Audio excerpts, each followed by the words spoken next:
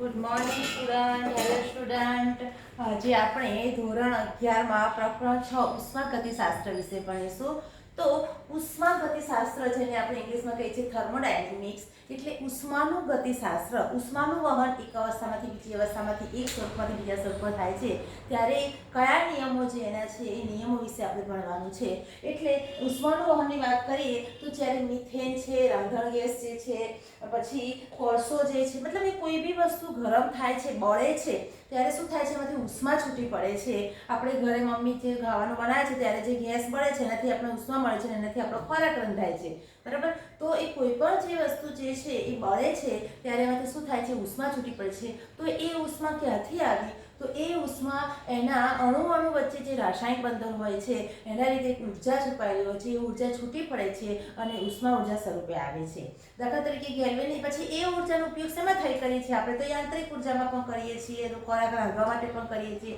દાખલા તરીકે આપણે જે બળતણ એન્જિન જે છે તેમાં શું થાય છે, કોલસાને બાળવામાં આવે છે, એમાંથી મળતી ઉષ્મા દ્વારા શું થાય છે, એન્જિન ચાલે છે, એટલે યાંત્રિક ટર્બાઇન ચાલે છે, એન્જિન ચાલે છે, એટલે શું થાય છે, યાંત્રિક કાર્ય થાય છે. આમ એ એમાં રહેલી ઉષ્મા જે છે રાસાયણિક ઉર્જા સ્વરૂપે છુપાયેલી છે, એને ઉપયોગ શેમાં થાય છે, ઉષ્મા ઉર્જા સ્વરૂપે થાય છે, ઘણી વખત યાંત્રિક ઉર્જા સ્વરૂપે થાય છે. એટલે રાસાયણિક ઉર્જાનું રૂપાંતર યાંત્રિક ઉર્જામાં થાય છે. આમ એક ઉર્જાનું બીજા ઉર્જામાં રૂપાંતર થાય છે. એટલે ઉર્જા એ કંઈ ઉત્પન્ન થતી નથી કે કંઈ એમાંથી એનો નાશ થતો નથી. જેમ ઉષ્મા સંચયન જે ઉર્જા સંચયનનો નિયમ છે એ પ્રમાણે એનો નાશ પણ થતો નથી, એનો ઉત્પન્ન નથી થતો, પરંતુ એક અવસ્થામાંથી બીજા અવસ્થામાં એનું રૂપાંતરણ થાય છે. તો આ ઉષ્માનો જે ફેરફાર જે છે એનું રૂપાંતરણ માટે જે નિયમો જે છે એના જે ગતિશાસ્ત્રના આ જે નિયમો જે છે આપણે ઉષ્મા ગતિશાસ્ત્રમાં એનો આપણે અભ્યાસ કરવાનો છે.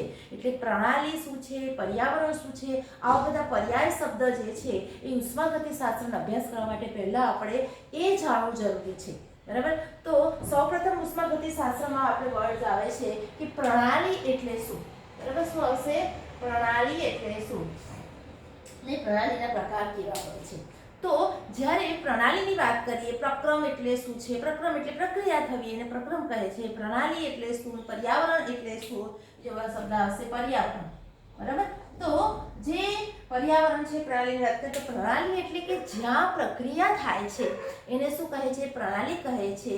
અને વિશ્વ, સમગ્ર વિશ્વ જે છે એનો એવો થોડોક ભાગ જે છે કે જ્યાં પ્રક્રિયા થાય છે, એટલે કે પ્રક્રિયાને પ્રક્રમ કહીએ, પ્રક્રમ થાય છે, એ ભાગને પ્રણાલી કહે છે. અને પ્રણાલી સિવાયનો જે બીજો ભાગ જે છે આજુબાજુનો એને પર્યાવરણ કહે છે. અને એ પર્યાવરણ અને પ્રણાલી બંને ભેગા થઈને શું થાય છે? સમગ્ર વિશ્વની રચના થાય છે. એટલે વિશ્વ એટલે શું થાય છે? પ્રણાલી કરતા પર્યાવરણ, અથવા તો પર્યાવરણ એટલે કહીએ આપણે તો પર્યાવરણ એટલે શું થશે કે વિશ્વ છે એનો થોડોક ભાગ રહે છે પ્રણાલી, એ બાદ કરી નાખીએ તો બાકીનું જે વિશ્વ છે એને આપણે પર્યાવરણ તરીકે ઓળખી શકીએ છીએ, બરાબર. તો આ પ્રણાલી જે છે એ શું છે કે જ્યાં શું થાય છે? પ્રયોગ થાય છે, જ્યાં પ્રક્રિયા થાય છે, બરાબર. દાખલા તરીકે કોઈ ટેસ્ટ ટ્યુબ જે છે તો ટેસ્ટ ટ્યુબની અંદર હું કોઈ પદાર્થ નાખી અને પ્રક્રિયા કરું છું, તો એ દરમિયાન શું થાય છે કે NaOH નાખીને પાણી નાખું છું, અથવા તો NH4Cl નાખીને પાણી નાખું છું. તો આ દરમિયાન જે ઉષ્માનો ફેરફાર થાય છે એ ઉષ્માનો ફેરફાર ક્યાં થાય છે? પર્યાવરણની પ્રણાલીની સાથે સંકળાયેલી છે એની સાથે થાય છે. તો એ ઉષ્મા બહાર પર છૂટી પડે છે, ઉષ્મા અંદર ઉમેરાય છે, એવી વિવિધ પ્રક્રિયા થાય છે. એટલે એને પ્રણાલી પર થયેલું કાર્ય, પ્રણાલી દ્વારા થયેલું કાર્ય, પ્રણાલી ઉષ્મા મેળવી, પ્રણાલી ઉષ્મા ગુમાવી, ઉષ્મા શોષક પ્રક્રિયા, ઉષ્મા ક્ષેપક પ્રક્રિયા, આ બધા શબ્દોથી તમારે પરિચિત થવું ખૂબ જરૂરી છે. તો પ્રથમ આપણે આ બધા શબ્દોથી તમને પરિચિત કરાવ્યા. એ હજી એક ઉદાહરણ તમને આપીશ કે પ્રણાલી એટલે શું. તો દાખલા તરીકે કોઈ ટેસ્ટ ટ્યુબ જે છે એમાં હું કોઈ પ્રયોગ કરું છું કે તો આ શું છે, ટેસ્ટ ટ્યુબ એ શું કહેવાશે? પ્રણાલી કહેવાશે. અને ટેસ્ટ ટ્યુબ સિવાયનો જે બહારનો ભાગ જે છે એને શું કહે છે? પર્યાવરણ કહે છે. એટલે સમગ્ર વિશ્વનો એવો ભાગ કે જ્યાં પ્રક્રમ કે પ્રયોગ થાય છે તો એને શું કહે છે? પ્રણાલી તરીકે ઓળખવામાં આવે છે. અહીંયા ટેસ્ટ ટ્યુબ એ શું છે? પ્રણાલી છે. ટેસ્ટ ટ્યુબ ખુલ્લું છે એટલે ખુલ્લી પ્રણાલી કહેવાશે. જો એને બંધ કરી દેશું તો બંધ પ્રણાલી કહેવાશે. એટલે પ્રણાલીના પછી પ્રકાર પડે છે, એ જે 3 પ્રકાર છે એ તમને વાત કરીશ. પણ સૌપ્રથમ પહેલા વાત કરી કે દાખલા તરીકે આ ટેસ્ટ ટ્યુબમાં હું કોઈ પ્રયોગ કરું છું, એટલે કે NaOH નાખું છું અંદર, બરાબર। અને જો એમાં પાણી નાખીશ H2O તો આ દરમિયાન જે પ્રક્રિયા થાય છે ત્યારે તમે જોશો તો પ્રણાલી જે છે એટલે કે ટેસ્ટ ટ્યુબ જે છે એ શું થઈ જાય છે, ગરમ થઈ જાય છે, બરાબર। ગરમ થાય છે એટલે શું કરે છે, એ પર્યાવરણમાંથી ઉષ્મા મેળવે છે, એટલે પોતે ઉષ્મા મેળવે છે એટલે ઉષ્મા શોષક પ્રક્રિયા થાય છે અને એને લીધે શું થાય છે, ટેસ્ટ ટ્યુબ ગરમ થઈ જાય છે। તમે જ્યારે લેબોરેટરીમાં આવશો ત્યારે તમે આ પ્રયોગ કરજો કે NaOH અને H2O નાખજો તો તમે જોશો તો પાત્ર જે છે ખૂબ ગરમ થાય છે, અંદર હાથ નાખશો તો કદાચ હાથમાં થોડો દજાશે, બરાબર। તો આ NaOH કોસ્ટિક સોડા તરીકે આપણે ઓળખીએ છીએ। તો શું થાય છે કે એ કેવા છે, ગરમ થાય છે, ઉષ્મા શોષક પ્રક્રિયા થાય છે। એવી જ રીતે જો આની અંદર NH4Cl એમોનિયમ ક્લોરાઇડ નાખશો તમે ટેસ્ટ ટ્યુબની અંદર અને એમાં જો પાણી નાખશો તો આ દરમિયાન આ ટેસ્ટ ટ્યુબ જોશો તો ટેસ્ટ ટ્યુબ શું છે, ખૂબ ઠંડી થઈ જાય છે, એટલે શું થાય છે કે તાપમાન એનું નોર્મલ તાપમાન કરતાં પણ ઠરી જાય છે। અહીંયા સ્કિનમાં અડાશો, ગાલમાં અડાશો ઠંડુ ઠંડુ લાગશે। તો આ શું છે, NH4Cl ને પાણી સાથેની એક પ્રક્રિયા થઈ। તો આ પ્રક્રિયા કેવી છે કે આ પ્રક્રિયા ઉષ્માક્ષેપક પ્રક્રિયા છે, પોતે પ્રણાલી ઉષ્મા ગુમાવે છે અને પ્રણાલી કેવી થઈ જાય છે, ઠંડી થઈ જાય છે। તો આ જે ઉષ્મા ગુમાવે તે ઉષ્માક્ષેપક પ્રક્રિયા, ઉષ્મા શોષે તો એ ઉષ્મા મેળવે તો શોષક, ઉષ્મા શોષક પ્રક્રિયા, તો આ ઉષ્મા શોષક પ્રક્રિયા છે, આ ઉષ્મા ક્ષેપક પ્રક્રિયા છે, બરાબર। તો પ્રણાલી પર્યાવરણમાંથી ઉષ્મા મેળવશે, બરાબર, તો ઉષ્મા શોષક પ્રક્રિયા કહેવાશે। પ્રણાલી પર્યાવરણને ઉષ્મા આપશે, ઉષ્મા પર્યાવરણમાં છૂટી પાડશે તો એ પ્રક્રિયા ઉષ્મા ક્ષેપક પ્રક્રિયા તરીકે ઓળખાય છે, બરાબર। તો આ બધા જે મુદ્દા જે છે આપણે ઉષ્માગતિશાસ્ત્રના જે પર્યાય કહેવાય છે એના નેમિંગ ટર્મ્સ જે છે આપણે સમજ્યા। હવે જે પ્રણાલી અને પર્યાવરણની વાત કરતા હતા તો પ્રણાલીના પ્રકાર વિશે આપણે જોઈએ તો પ્રણાલી જે છે એના પ્રકાર જે છે ત્રણ પ્રકારના પ્રકાર છે। આ પ્રણાલીના પ્રકાર કઈ રીતે પડે છે તો દ્રવ્ય અને ઊર્જા, બે શબ્દ યાદ રાખવાના છે તમારે। દ્રવ્ય અને ઊર્જાના વિનિમય સાથે સંકળાયેલા પ્રણાલીના ત્રણ પ્રકાર પડે છે। કયા કયા શબ્દ આવશે? દ્રવ્ય વત્તા ઊર્જા, બરાબર। દ્રવ્ય વત્તા ઊર્જા તો દ્રવ્ય અને ઊર્જા, બરાબર। તો દ્રવ્ય એટલે જે અંદર પદાર્થ જે છે તે દ્રવ્ય કહેવાશે અને ઉષ્મા એટલે ઊર્જા કહેવાશે। હવે તમે જે પ્રણાલીમાં કાર્ય કરો છો એ પ્રણાલીમાંથી દ્રવ્ય અને ઊર્જાનો આપમેળે વિનિમય થઈ શકતો હોય તો તે પ્રણાલી કેવી કહેવાય છે? ખુલ્લી પ્રણાલી કહેવાય। દાખલા તરીકે તમે એક તપેલીમાં પાણી ગરમ કરો છો, બરાબર। ગરમ પાણી તમે મૂક્યું છે, હવે પ્રણાલી ઉષ્મા મેળવેલી છે। હવે આ પ્રણાલીને જો હું ખુલ્લું રાખીશ તો થોડા સમય પછી અંદરની ઉષ્મા જે છે શું થશે? પર્યાવરણમાં જતી રહે છે, એટલે પ્રણાલી ઉષ્મા ગુમાવે છે, બરાબર। ખુલ્લી પ્રણાલી છે, મેં એ પાત્રને બંધ નથી કર્યું એટલે શું છે? ઉષ્માનો વિનિમય પર્યાવરણમાં થઈ ગયો, સમજાઈ ગયું। અને શું થશે કે એમાં રહેલું પાણી છે એ પણ થોડું ઇવોપરેટ થઈને જતું રહેશે, એટલે શું થાય છે? પાણીની સપાટી પણ ઘટે છે અને શું થાય છે? દ્રવ્ય પણ જાય છે અને શું થાય છે? ઉષ્મા પણ જાય છે, એટલે દ્રવ્ય અને ઊર્જા બંનેનો વિનિમય થાય છે। તો આવી પ્રણાલીને શું કહેવામાં આવે છે? ખુલ્લી પ્રણાલી તરીકે ઓળખવામાં આવે છે। તો પહેલો પ્રકાર છે ખુલ્લી પ્રણાલી, એટલે શું? તો જેમાં દ્રવ્ય અને ઊર્જા બંનેનો શું થતો હોય? વિનિમય થતો હોય તો તેવી પ્રણાલીને શું કહેવાય? ખુલ્લી પ્રણાલી તરીકે ઓળખાય છે।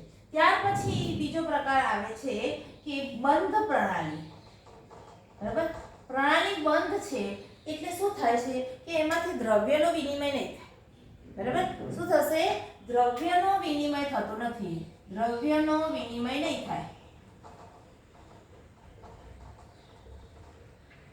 પાણી જે છે એને બંધ કરી દેશું પાત્રમાં તો એમાંથી ઉષ્મા ઊર્જા સ્વરૂપે એ બહાર જશે, પણ એ પાત્રની બંધ દિવાલ છે એની સાથે અથડાઈને પાછું એ પાણીમાં પરિવર્તન પામશે, એટલે દ્રવ્ય એટલે કે પાણીની સપાટીમાં ફેરફાર નહીં થાય, બરાબર। એટલે દ્રવ્યમાં કોઈ ફેરફાર નહીં થાય પરંતુ એની ઉષ્મા જે છે એ વિનિમય પામીને બહાર જતી રહેશે, એટલે અંદર રહેલું પાણી ગરમ હશે તો થોડાક સમય પછી ઠંડુ થઈ જાય છે। અને જો તમે બહુ જ ઠંડુ પાણી જો ફ્રીજનું અંદર મૂકશો તો થોડા સમય પછી ઉષ્મા મેળવીને ગરમ થઈ જાય છે, એટલે કે નોર્મલ પર્યાવરણનું જે વાતાવરણ છે એ પ્રમાણે એ થઈ જાય છે। એટલે શું થાય છે કે બંધ પ્રણાલી એવી પ્રણાલી છે કે જેમાં શું થાય છે? દ્રવ્યનો વિનિમય ના થાય પરંતુ ઊર્જાનો વિનિમય થઈ શકે છે, બરાબર। તમે તમારો જે થર્મોસ છે કે તમારું કોઈ કુકર જે છે તો કુકરમાં શું થાય છે કે વસ્તુ મમ્મી બાફવા મૂકે તો કોઈ વસ્તુ ઓછી નથી થઈ જતી, અંદર જે પદાર્થ નાખ્યો છે એ પદાર્થ ઓછો નથી થતો, હા, પણ એને શું છે? ઉષ્મા આપો છો એટલે ઉષ્મા મેળવે છે, એટલે એમાં ઊર્જાનો ફેરફાર થાય છે પરંતુ એમાં દ્રવ્યનો વિનિમય નથી થતો। તો આવી પ્રણાલી શું કહેવાય છે?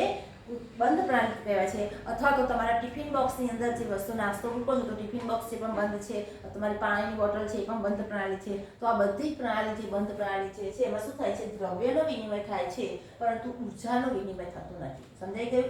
આ ઉપરાંત ત્રીજી પ્રણાલી આવે છે કે નિરાલી પ્રણાલી. બરાબર? તો નિરાલી પ્રણાલી એક શું છે? એક આદર્શ પરિસ્થિતિ છે. બરાબર? નિરાલી પ્રણાલી શું છે? એક આદર્શ પરિસ્થિતિ છે જે વાસ્તવિકમાં હોતી નથી. બરાબર? એટલે આ વાસ્તવિકમાં મુશ્કેલ છે, મતલબ કે હોતી જ નથી એવું જ કહેવાય. જેમ કે આદર્શ વિદ્યાર્થી જે છે મેં તમને સમજાવી દીધું કે આદર્શનું શું છે ક્રાઇટેરિયા, કે જે આદર્શ વાયુના છે કે જે બધા નિયમોનું પાલન કરે એવી રીતે. એટલે એ પ્રણાલી મુશ્કેલ છે. એટલે કે નિરાલી પ્રણાલી કોને કહે છે? જેમાં દ્રવ્યનો પણ વિનિમય ના થાય અને ઉર્જાનો પણ વિનિમય ના થાય. બંનેમાંથી કોઈનો વિનિમય ના થાય. હા, દ્રવ્યનો વિનિમય ના થઈ શકે છે, પણ ઉર્જાનો વિનિમય ના થાય એના માટે એની દિવાલો જે છે પાત્રની કેવી હોવી જોઈએ? સમોષ્મી હોવી જોઈએ. ઉષ્માને મેળવે પણ નહીં, ઉષ્મા ગુમાવે પણ નહીં, અવાહક હોવી જોઈએ. બરાબર? તો થર્મોસ જે છે એ આ પ્રકારનું કાર્ય કરે છે કે એમાં તમે શું છે? સારી ક્વોલિટી, ઉચ્ચ ક્વોલિટીનો જે થર્મોસ હોય છે એ નિરાલી પ્રણાલી તરીકે વર્તે છે, પરંતુ કાયમ માટે નહીં, થોડા કલાક માટે નિરાલી પ્રણાલી તરીકે વર્તે છે. દાખલા તરીકે તમે કોઈ સારી ક્વોલિટીનો થર્મોસ લો, તેની અંદર ચા કે ગરમ પાણી મૂકો તો ઠંડુ પાણી મૂકો, તો બરફના ટુકડા મૂકો તો બરફ પીગળતો નથી, પરંતુ એ સારી ક્વોલિટીનો છે એટલે 5, 6, 7, 8 કલાક સુધી કદાચ રહી શકે, થોડા વધારે કલાક, પરંતુ કંઈ કાયમી એ નિરાલી પ્રણાલી કે અમુક સમય પછી એનો ઉર્જાનો વિનિમય થાય છે. બરાબર? એટલે આ જે નિરાલી પ્રણાલી છે, એક આદર્શ પ્રણાલી છે એ ખરેખર વાસ્તવિકમાં હોતી નથી. પરંતુ એના ઉદાહરણ તરીકે જો લખવું હોય આપણે તો ઉચ્ચ ક્વોલિટીનો જે થર્મોસ આપણે કહીએ અમુક સમય માટે નિરાલી પ્રણાલી તરીકે વર્તે છે. એટલે એમાં દ્રવ્યનો તો વિનિમય ઓફકોર્સ નથી થતો, પણ ઉર્જાનો પણ ઘણા લાંબા સમય સુધી વિનિમય થતો નથી. તો આવી પ્રણાલી એ નિરાલી પ્રણાલી કહેવાશે. તમને હવે સમજાઈ ગયું હશે. ત્યાર પછી હવે આપણે આગળ જોઈશું કે પ્રણાલીની અવસ્થા એટલે શું. બરાબર? તો હવે આગળ જે ટોપિક આવે છે પ્રણાલીની અવસ્થા.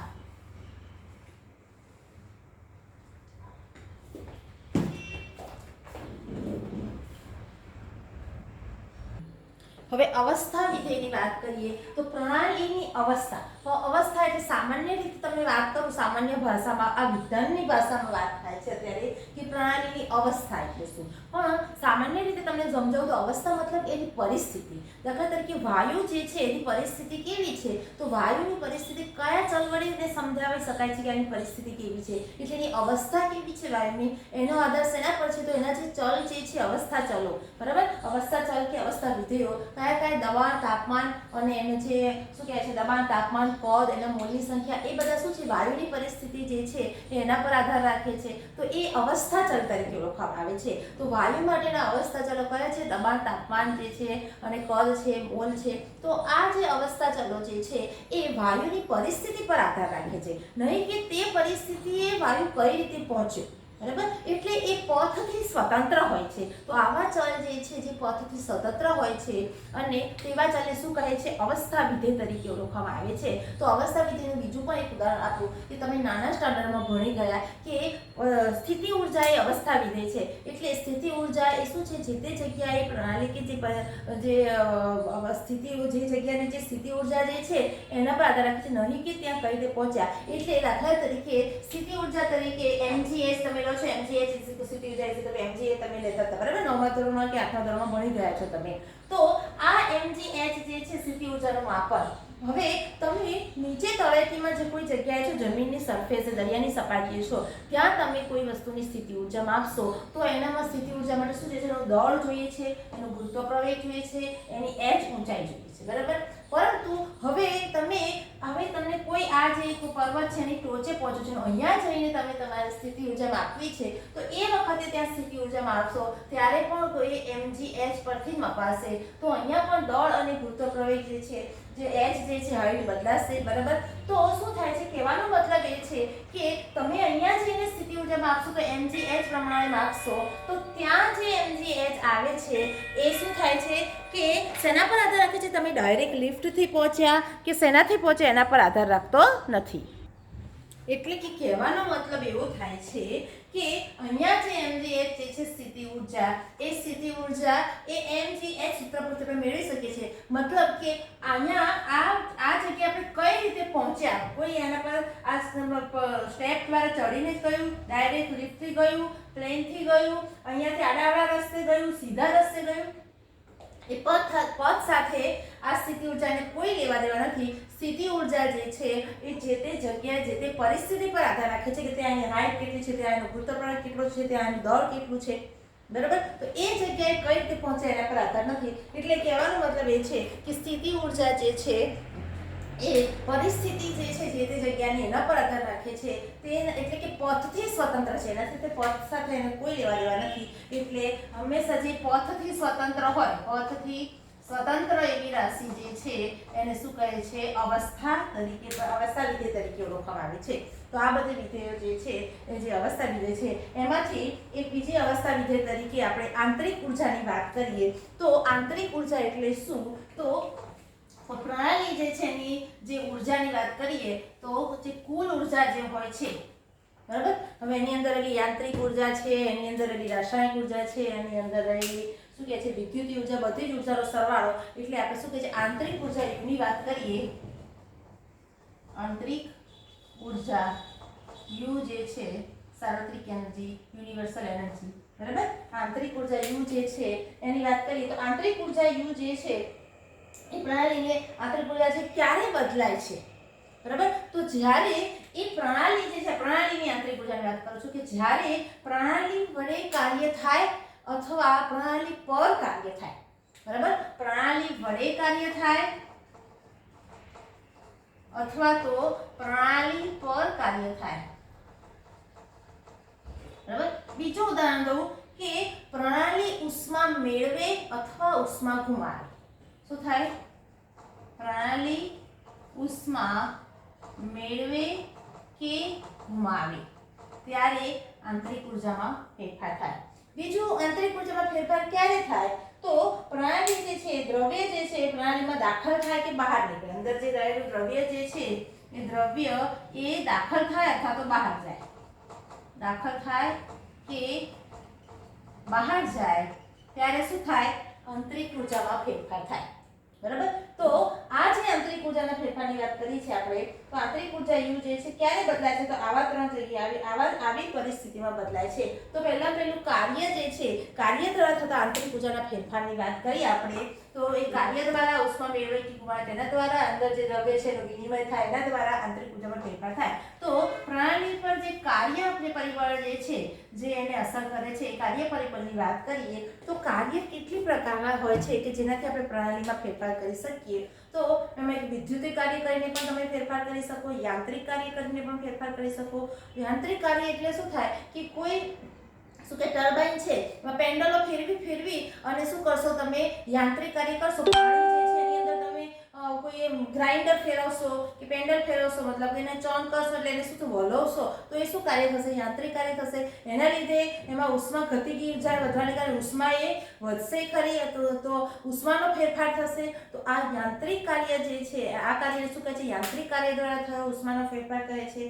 અથવા તો શું કહે છે? કોઈ બેટરીના છેડા જોઈન કરી અને વિદ્યુતીય કાર્ય દ્વારા પણ એમાં ઉષ્માનો ફેરફાર આપણે કરી શકીએ છીએ. તો કાર્યની વાત કરીએ એમ આપણે કહીએ કે જ્યારે કાર્ય જે છે આંતરિક ઉર્જામાં ફેરફાર કરીએ, થર્મોસ આ જે કાર્યમાં ફેરફાર થાય છે, જ્યારે આપણે થર્મોસનો ફ્લાસ્ક જે છે અથવા તો ઉષ્મારોધક બીકર જે છે એ વખતે શું લેવામાં છે કે એમાં ઉષ્માનો વિનિમય ના થાય અંદર. એટલે શું થાય કે એમાં યાંત્રિક કાર્ય કરો પણ એની જે દિવાલો જે છે એ ઉષ્મારોધક હોવી જોઈએ, એટલે ઉષ્માનો વિનિમય ના થવો જોઈએ. ઉષ્મારોધક એટલે અવાહક હોવી જોઈએ. તો આવી જો દિવાલ, જો અવાહક દિવાલો હોય, જેમ થર્મોસની દિવાલ હોય છે ને એવી રીતે, તો આ જે પ્રણાલી કેવી બનશે? સમોષ્મી પ્રણાલી બનશે. કેવી બનશે?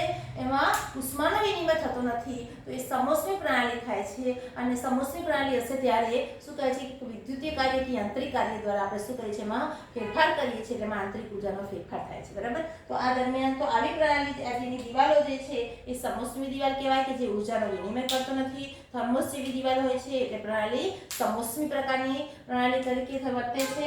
અને આમ આપણે શું કહીએ કે થોડુંક કાર્ય કરીને એમાં અવસ્થામાં ફેરફાર કરીએ તો આપણે જે આંતરિક ઉર્જા જે આપણે ફેરફાર શોધવો હોય તો આપણે ફેરફાર કઈ રીતે શોધી શકીએ? તો પ્રારંભિક અવસ્થામાં ફેરફાર, પ્રારંભિક અવસ્થામાં જે એની યાંત્રિક ઉર્જા હતી એ, અને માઇનસ અંતિમ અવસ્થામાં આંતરિક ઉર્જા છે, એટલે કે બે પરિસ્થિતિના તફાવત જેટલી આંતરિક ઉર્જાનો જે ફેરફાર છે એ આપણે માપી શકીએ. પણ આપણે આંતરિક ઉર્જામાં ફેરફાર કર્યો કઈ રીતે કર્યો? તો કાર્ય દ્વારા કર્યો. કયું કાર્ય કર્યું? તો વિદ્યુતીય કાર્ય કર્યું અથવા તો યાંત્રિક કાર્ય કર્યું. અને આ દરમિયાન ઉષ્માનો વિનિમય નથી થતો, બરાબર? એટલે શું કર્યું કે ઉષ્માનો વિનિમય નથી થતો એટલે અચળ ઉષ્મા જે છે કેવી છે? અચળ રહે છે. એટલે પાતળની દિવાલ કેવી થઈ કહેવાય? સમોષ્મી પ્રકારની દિવાલો કહેવાય. તો આ પ્રક્રમને કેવો કહેવાય? સમોષ્મી પ્રક્રમ તરીકે ઓળખવામાં આવે છે. સમજાઈ ગયું? પછી જે છે કે જે યાંત્રિક કાર્ય માટે શું થશે કે બે અવસ્થા જે છે, પ્રથમ અવસ્થા A અને બીજી અવસ્થા B. તો અવસ્થા શરૂઆતની અવસ્થા A લઈએ તો A અવસ્થામાં યાંત્રિક ઉર્જા UA છે, B અવસ્થામાં યાંત્રિક ઉર્જાનો ફેરફાર કેટલો છે? UB છે. તો પછી આ બે અવસ્થા વચ્ચેનો ફેરફાર જે છે એ યાંત્રિક ઉર્જાનો ફેરફાર તરીકે ઓળખાશે, બરાબર? પછી હવે આપણે યાંત્રિક કાર્યનું જોઈએ આગળ. એટલે કે આ પ્રણાલીની અવસ્થાની વાત કરીએ તો આંતરિક ઉર્જાનો જે ફેરફાર જે છે એ આપણે કહીએ કે જે આંતરિક ઉર્જાનો ફેરફાર જે છે યાંત્રિકી કાર્ય કરીને પ્રણાલીને કે વિદ્યુતીય કાર્ય કરીને, એટલે કે પેન્ડલો ફેરવીને પાણી જે છે એની અંદર નાના નાના પેન્ડલો ફેરવી એને ઘુમાવી ટર્નિંગ કરીને 1 કિલો જૂલ જેટલું કાર્ય કરવામાં આવે છે, બરાબર? અથવા તો તમે કોઈ વિદ્યુતીય રીતે પણ 1 કિલો જૂલ જેટલું કાર્ય કરો છો. તો બંને પરિસ્થિતિ દરમિયાન જે આંતરિક ઉર્જામાં થતો ફેરફાર જે છે એ સમાન છે, બરાબર? તમે 1 કિલો જૂલ ઉર્જા જેટલું કાર્ય કર્યું, કઈ રીતે કર્યું એના સાથે કોઈ મતલબ નથી. તમે બંને વિદ્યુતીય રીતે કર્યું કે યાંત્રિકીય રીતે કર્યું, પણ 1 કિલો જૂલ જેટલું કાર્ય કર્યું. દાખલા તરીકે પહેલા તમે આ યાંત્રિકીય રીતે કર્યું પેન્ડલો ફેરવીને, તો 1 કિલો જૂલ જેટલું કાર્ય. તો એ વખતે શરૂઆતમાં એનું તાપમાન TA છે, પછી તાપમાન જે છે TB છે. તો TB ગ્રેટર ધેન TA હોય તો શું થશે કે જે તાપમાનનો ફેરફાર થશે ડેલ્ટા T, બરાબર? તો ડેલ્ટા T કેટલો થશે? ડેલ્ટા T બરાબર TB માઇનસ TA થશે, બરાબર? તો એ વખતે આંતરિક ઉર્જાનો ફેરફાર delta U UB minus UA તરીકે લઈ લઈએ કે આ પરિસ્થિતિમાં તાપમાન અત્યારેની આંતરિક ઉર્જા કેટલી હતી, બીજી પરિસ્થિતિમાં આંતરિક ઉર્જા કેટલી હતી. પણ એટલું યાદ રાખવાનું કે આ જે પરિસ્થિતિમાં જ્યારે યાંત્રિક ઉર્જા વડે કાર્ય કરે છે અથવા તો વિદ્યુત ઉર્જા વડે કાર્ય કરશો તો ત્યારે પણ તાપમાનનો જે ફેરફાર જે છે એટલું સરખું જ કાર્ય કરવું પડે. કોઈ પણ પરિસ્થિતિમાં સરખું જ કાર્ય કરવામાં આવે ત્યારે પણ તાપમાનમાં ફેરફાર જે છે TB માઇનસ TA સરખો હશે. એટલે આંતરિક ઉર્જામાં ફેરફાર UB માઇનસ UA થાય છે એ આના જેટલો જ હશે, સરખો જ હશે. કારણ કે કાર્ય તો સરખું થયું છે, ખાલી કાર્ય કરવાનું પથ જે છે એ બદલાયું છે. એટલે આંતરિક ઉર્જા જે અવસ્થા વિધેય એટલે કહેવાય છે કે એનાથી પથથી એના સાથે કોઈ લેવા દેવા નથી, પથથી એ સ્વતંત્ર છે. એટલે કે યાંત્રિક કાર્ય જે છે અથવા તો વિદ્યુતીય કાર્ય કોઈ પણ પ્રકારનું કાર્ય થયું છે તો આ દરમિયાન જે થયેલો ફેરફાર જે છે એ આપણે જોઈએ. બીજું ખાસ કહેવાનું કે આ વખતે જે પ્રણાલી જે છે એમાં ઉષ્માનો ફેરફાર ન થતો. પ્રણાલીની દિવાલો કેવી છે મેં તમને કીધું એ પ્રમાણે સમોષ્મી, એટલે એને ઇંગ્લિશમાં એડિયાબેટિક તરીકે ઓળખવામાં આવે છે. એટલે આવી પરિસ્થિતિમાં થતું જે કાર્ય જે છે W એને WAD તરીકે લખવામાં આવે છે. તમારી બુકમાં AD લખી છે. AD નો મતલબ શું થાય? એડિયાબેટિક, બરાબર? એટલે અમુક ઇંગ્લિશ વર્ડનો તમારે ધ્યાન રાખવાનું રહેશે. તો આ સમોષ્મી પ્રક્રમ હોય છે, સમોષ્મી પ્રણાલી હોય છે ત્યારે છે યાંત્રિક ઉર્જાનો ફેરફાર થાય છે. તો આંતરિક ઉર્જા એ કેવું છે? અવસ્થા વિધેય છે. આ ઉદાહરણ દ્વારા તમને સમજાવ્યું. આપણા જે વૈજ્ઞાનિક જે છે કે જૂલ નામના વૈજ્ઞાનિક જેપી જૂલ જે છે એને 1840 થી 1850 ની અંદર એમને આ જે દર્શાવ્યું કે પ્રણાલીનો જે જથ્થો જે છે, આપેલ જથ્થો જે છે એ જથ્થાનું જે કાર્ય કરવામાં આવે છે એ કોઈ પણ રીતે કરવામાં આવ્યું હોય પણ અવસ્થામાં જે ફેરફાર થાય છે એ સમાન રીતે થાય છે. એટલે એને આ કોણે દર્શાવ્યું? તો જેપી જૂલ નામના વૈજ્ઞાનિકે દર્શાવ્યું છે. તો આ ફાળો જે કોને જાય છે? જેપી જૂલ નામના વૈજ્ઞાનિકે જ્યારે ફાળે જાય છે. અને ટૂંકમાં એમણે એવું બીજું પણ એક ઉદાહરણ આપીને મેં સમજાવ્યું કે દાખલા તરીકે કદ જે છે V જે છે, P છે, તાપમાન T છે, આ બધા પણ શું છે એ વાયુની અવસ્થાને લગતા જે વિધેયો છે એ પણ કેવા છે? અવસ્થા વિધેય છે. દાખલા તરીકે કોઈ તળાવ જે છે એમાં કદની વાત કરીએ તો તળાવની અંદર પાણી જે છે એનું કદ જે છે એ શું છે કે પાણીમાં જે પાણીનું કદ જે છે વધારવામાં કે ઘટાડવામાં આવે. હવે દાખલા તરીકે પાણીનું કદ વરસાદ દ્વારા ઉપરથી રેડવામાં આવ્યું અને તળાવની અંદર પાણીનું કદ વધ્યું, અથવા તો તમે કોઈ ટેન્કરો દ્વારા ટ્યુબવેલ દ્વારા એમાં પાણી દાખલ કર્યું અને એનું કદ વધ્યું. તો કદ એ શું છે? અવસ્થા પર આધાર રાખે છે કે કદ પ્રથમ પરિસ્થિતિમાં કેવું હતું, અંતિમ પરિસ્થિતિમાં કેવું છે એ તફાવત જોવાનો આવે છે. પરંતુ કદ એ કઈ રીતે વરસાદ પાણી આવ્યું એના સાથે એને કોઈ લેવા દેવા નથી. તો એવી રીતે કદ પણ એક અવસ્થા વિધેય છે. ત્યાર ઉપરાંત તથા કે તાપમાન કોઈ પ્રણાલીની તાપમાનમાં ફેરફાર થાય છે 25 અંશથી 35 અંશ થાય છે તો એ 10 ડિગ્રી સેલ્સિયસ તાપમાન વધારો કઈ રીતે થયો એના સાથે કોઈ લેવા દેવા નથી. એટલે તાપમાન છે, કદ છે, દબાણ છે એટલે શું છે અવસ્થા વિધેય તરીકે ઓળખવામાં આવે છે. તો અહીંયા આપણે સંપૂર્ણ અવસ્થા વિધેય એટલે શું એની ચર્ચા કરી અને હવે આગળ આપણે જોઈશું કે આ મેં અવસ્થા વિધેયમાં કાર્ય સાથે આંતરિક ઉર્જાનો જે ફેરફાર છે એ સમજાયું. એટલે આંતરિક ઉર્જામાં ફેરફાર જે છે એ કાર્ય દ્વારા અથવા તો મેં તમને 3 ટોપિક આગળ સમજાયા હતા કે આંતરિક ઉર્જામાં ફેરફાર કઈ રીતે થાય છે. તો પ્રણાલી જે છે એ પ્રણાલી ઉપર કે પ્રણાલી વડે કાર્ય થાય છે એના પર આધારિત છે. જો આ આંતરિક ઉર્જા ડેલ્ટા યુ નું મૂલ્ય જે છે એ ધન મૂલ્ય આવે તો પ્રણાલી પર કાર્ય થાય છે અને આંતરિક ઉર્જા ડેલ્ટા યુ નું મૂલ્ય જો ઋણ આવે તો પ્રણાલી વડે કાર્ય થાય છે. કહેવાય પર કાર્ય થાય છે, પ્રણાલી પર એટલે પ્રણાલી દ્વારા કાર્ય થાય છે. પ્રણાલી ઉપર કાર્ય થાય છે, પ્રણાલી વડે એટલે પ્રણાલી દ્વારા કાર્ય થાય છે. પ્રણાલી દ્વારા કાર્ય થતું હોય તો એ વખતે ડેલ્ટા યુ નું મૂલ્ય કેવું આવે છે ઋણ આવે છે. અને પછી બીજો એક ટોપિક મેં કીધું હતું કે યાંત્રિક ઉર્જામાં ફેરફાર કઈ રીતે થશે. તો યાંત્રિક ઉર્જામાં ફેરફાર ઉષ્મા પ્રણાલી ગુમાવશે અથવા મેળવશે. બરાબર, પ્રણાલી જે છે એમાં ઉષ્મા ગુમાવાશે કે પ્રણાલી ઉષ્મા મેળવશે, પ્રણાલી ઉષ્મા ગુમાવશે, આ દરમિયાન પણ કાર્ય થાય છે. તો આપણે જ્યારે શું કીધું હતું કે પ્રણાલી કાર્ય દ્વારા એના અવસ્થા જે આંતરિક ઉર્જા જે છે એનું કાર્ય દ્વારા ફેરફાર થાય તો એ વખતે ઉષ્મા અચળ રાખવામાં આવે. બરાબર, તો અવરોધક ઉષ્મા અવરોધક દિવાલ એટલે સમષ્ટિ પ્રકરણ કર્યું અને કાર્ય દ્વારા કઈ રીતે ફેરફાર થાય છે એ જોયું. હવે આપણે શું જોવાનું છે કે અવસ્થા વિધેય જે છે એમાં ફેરફાર થાય છે તો ઉષ્મા વડે ફેરફાર થાય છે. બરાબર, કઈ વડે ઉષ્મા મેળવીને કે ઉષ્મા ગુમાવીને. એટલે પ્રણાલી ઉષ્મા મેળવશે કે પ્રણાલી ઉષ્મા ગુમાવશે એ દરમિયાન આંતરિક ઉર્જામાં જે થતો ફેરફાર છે તો હવે આપણે એ આંતરિક ઉર્જાનો ફેરફાર જોઈશું. તો ઉષ્મા વડે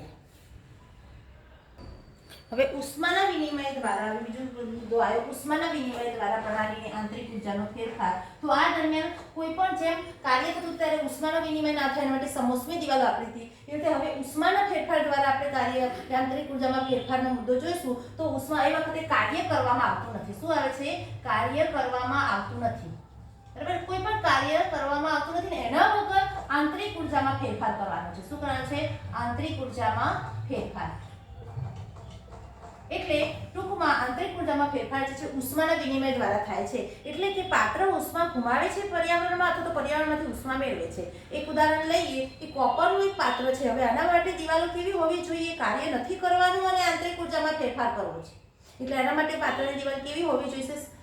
સમોષ્મી પ્રકારની એટલે સુવાહક પ્રકારની હોવી જોઈએ. એટલે કે જે ઉષ્માનો વિનિમય કરી શકે એવી દિવાલો હોવી જોઈએ. તો પાત્ર જે છે કોપરનું પાત્ર હોય તો એ ઝડપથી ઉષ્મા મેળવી કે ગુમાવી શકે છે. તો આ એક પાત્ર એવું છે કે જે કોપરનું દિવાલો ધરાવે છે કે જ્યાંથી ઉષ્માનું વિનિમય થઈ શકે છે, આપણે થઈ શકે છે. બરાબર, તો એ ઉષ્માના આપણે ધરાવે તો આમની અંદર પ્રવાહી ભરવામાં આવે છે. દાખલા તરીકે તેનું તાપમાન TA છે. બરાબર, હવે આ પાત્રને એક ટીબી તાપમાન ધરાવતું જે વધારે મતલબ કે થોડું વધારે તાપમાન ધરાવતું જે પાત્ર જે છે એની અંદર એને બંધ કરીને મૂકી દેવામાં આવશે. વધારે કે ઓછું મતલબ કે ટીએ કરતા અલગ પ્રકારનું તાપમાન ધરાવતા પાત્રમાં એને મૂકી દેવામાં આવે તો શું થશે? બહારનું જે તાપમાન અને અંદરનું તાપમાન વચ્ચે ફેરફાર છે. એટલે કાં તો પ્રણાલી પોતે વધારે ઉષ્મા ધરાવતી હશે તો એ આ પાત્રમાં ઉષ્મા વિનિમય થશે અને જો બહારનું પાત્ર વધારે ઉષ્મા ધરાવતું હશે તો એ ઉષ્મા અંદરનું પાત્ર મેળવશે.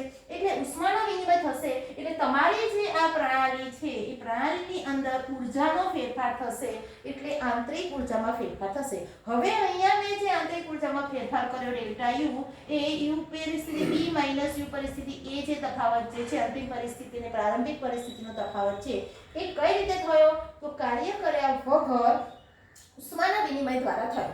બરાબર, તો આ ઉષ્માના વિનિમય દ્વારા આપણે આંતરિક ઉર્જાનો ફેરફાર કરી શકીએ છીએ. હવે જ્યારે અહીંયા બે શબ્દ આવશે કે ઉષ્માક્ષેપક અને ઉષ્મા શોષક. જ્યારે પ્રણાલી એ પર્યાવરણમાં ઉષ્મા ગુમાવે છે એટલે કે પોતાની ઉષ્મા વધારે છે અને પર્યાવરણની ઉષ્મા ઓછી છે ત્યારે તે પર્યાવરણમાં ઉષ્મા ગુમાવશે ત્યારે જે પ્રક્રિયા છે એને ઉષ્માક્ષેપક પ્રક્રિયા કહે છે. અને પ્રણાલી પોતે ઉષ્મા મેળવશે પર્યાવરણમાંથી તો એ પ્રક્રિયા કેવી કહેવાય છે? ઉષ્મા શોષક પ્રક્રિયા કહેવાય છે. અને જ્યારે પ્રણાલી પર્યાવરણમાં ઉષ્મા ગુમાવશે ત્યારે Q એ શું છે? ઉષ્મા ગુમાવે છે એટલે Q નું મૂલ્ય કેવું આવે છે? ઋણ આવે છે. અને ઉષ્મા મેળવશે તો Q નું મૂલ્ય કેવું આવે છે? ધન આવે છે. બરાબર, તો અહીંયા પ્રક્રિયા જે થાય છે ઉષ્માનો ફેરફાર છે ક્યુ જે છે એ કેવો છે અચળ કદે થતો ફેરફાર છે અને અહીંયા કદ પણ અચળ રહે છે એટલે ક્યુવી તરીકે ઓળખાય છે બંધ પાત્રમાં થાય છે એટલે અચળ કદે થતી પ્રક્રિયા જે છે અને આ વખતે આંતરિક ઉર્જાનો ફેરફાર કેવો છે અચળ કદે. હવે આમ કાર્ય અને ઉષ્માના વિનિમય દ્વારા આપણે આંતરિક ઉર્જામાં ફેરફાર કરી શકીએ છીએ તો તેના પરથી આપણે એક નિયમ આપી શકીએ. આપણે નહીં પણ નિયમ આપવામાં આવ્યો કે આંતરિક ઉર્જાનો ફેરફાર જે ડેલ્ટા યુ છે એ ક્યુ પ્લસ શું થાય ડબલ્યુ જેટલો છે. તો આ નિયમને શું કહે છે થર્મોડાયનેમિક્સનો પ્રથમ નિયમ તરીકે ઓળખવામાં આવે છે. તો આ પ્રથમ નિયમમાં શું કીધું છે કે ડેલ્ટા યુ એ માત્ર પ્રારંભિક અને અંતિમ અવસ્થા પર જ આધારિત છે. બરાબર એને કયો એના જે પથથી શું છે આંતરિક ઉર્જા સ્વતંત્ર છે અને એ કીધું છે કે ઉર્જાનો જે ફેરફાર જે છે જો ઉર્જાનો ફેરફાર ન થતો હોય બરાબર ઉર્જાનો ફેરફાર ન થતો હોય ક્યુ એટલે ક્યુ ઇઝ ઇક્વલ ટુ 0 હોય ઉષ્માનો કાર્ય પણ ના થતું હોય તો W ઇઝ ઇક્વલ ટુ 0 હોય તો આવી વખતે આંતરિક ઉર્જાનો ફેરફાર શું થાય છે શૂન્ય થાય છે. બરાબર તો આંતરિક ઉર્જા ડેલ્ટા યુ ક્યારે શૂન્ય થાય છે કે જ્યારે ક્યુ પર કાર્ય પણ થતું ના હોય ઉષ્માનો પણ ફેરફાર થતો ના હોય ત્યારે આંતરિક ઉર્જાનો ફેરફાર કેવો હોય છે શૂન્ય હોય છે. બીજું ખાસ કારણ કે આ શું છે આ જે પ્રથમ નિયમ જે છે delta you is equal to Q plus W તો આ એ શું કરે છે કે આનાથી શું છે નિરાલી પ્રણાલી બીજું ગાણિતિક વિધેય જે આપણે આપ્યું એના પરથી એવું નિવેદિત થાય છે કે પ્રથમ એ છે કે નિરાલી પ્રણાલી જે છે એ ઉર્જા અચળ રહે છે. એટલે પ્રણાલી જો નિરાલી હોય એટલે એમાં કાર્ય થતું ઉષ્માનો ફેરફાર ન થતો તો શું છે ઉર્જા અચળ રહે છે. પરંતુ નિરાલી પ્રણાલી એ શું છે એ આદર્શ પરિસ્થિતિ છે. એટલે ઉર્જાનો વિનિમય સાથે આ નિયમ સંકળાયેલું છે. ઉર્જા જે છે એનું એક સ્વરૂપમાંથી બીજા સ્વરૂપમાં રૂપાંતર થાય છે પરંતુ ઉર્જાનો નાશ પણ થતો નથી અને ઉર્જાનો ઉત્પન્ન પણ થતી નથી. બરાબર તો અહીંયા આ જે delta you is equal to Q plus W આંતરિક ઉર્જાનો ફેરફાર એ ઉષ્મા અને કાર્યના જે ફેરફાર જે છે એના સરવાળા જેટલું હોય છે બંને પર આધાર રાખે છે આંતરિક ઉર્જાનો ફેરફાર. તો આ જે છે ઉષ્માગતિશાસ્ત્રનો પ્રથમ નિયમ છે અને જેના પરથી આપણે દાખલા પણ ભણવાના આવશે. તો અહીંયા આપણે આટલું જે ટોપિક જે છે એ પૂરો કરીએ છીએ અને હવે આગળ જે આપણો ટોપિક આવશે એના પરથી એક્ઝામ્પલ પણ તમે ગણી શકાય છે. હવે આપણે આગળ જે બીજું અવસ્થા વિધેય જે આવે છે એન્થાલ્પી આપણે શું જોયું આંતરિક ઉર્જા. આંતરિક ઉર્જા એ શું છે અચળ કદે થતો ઉષ્માનો ફેરફાર. આંતરિક ઉર્જા એ શું છે ડેલ્ટા યુ એ શું છે અચળ કદે થતો ઉષ્માનો ફેરફાર. ઉષ્માનો ફેરફાર કયો છે અચળ કદે અને એ ઉષ્માનો ફેરફાર અચળ કદે થતો હોય તો એ પ્રણાલીમાં અવસ્થા વિધેય કયું આંતરિક ઉર્જા તરીકે ઓળખાય છે. એવી રીતે બીજું એક અવસ્થા વિધેય જે અચળ દબાણે થતો ઉર્જાનો ફેરફાર છે અને જેને આપણે એન્થાલ્પી તરીકે ઓળખીશું. તો આવું એક બીજું અવસ્થા વિધેય એન્થાલ્પી જ્યાં ઉષ્માનો ફેરફાર અચળ દબાણે થાય છે. આ અચળ દબાણે થતા ઉષ્માના ફેરફારને શું નામ આપ્યું એન્થાલ્પી. તો હવે આપણે નેક્સ્ટ પીરિયડમાં આપણે જોઈશું કે એન્થાલ્પી એટલે શું અને ત્યાર પછી જોઈશું માત્રાત્મક ગુણધર્મ જે છે. બરાબર તો અહીંયા આપણે આ પહેલો પાઠ સમાપ્ત કરીએ છીએ. જ્યાં સુધી મેં ચલાવ્યું છે જરૂર વાંચતા રહેજો શાંતિથી વાંચશો તો બુકમાં બહુ ઇઝી છે. Thank you.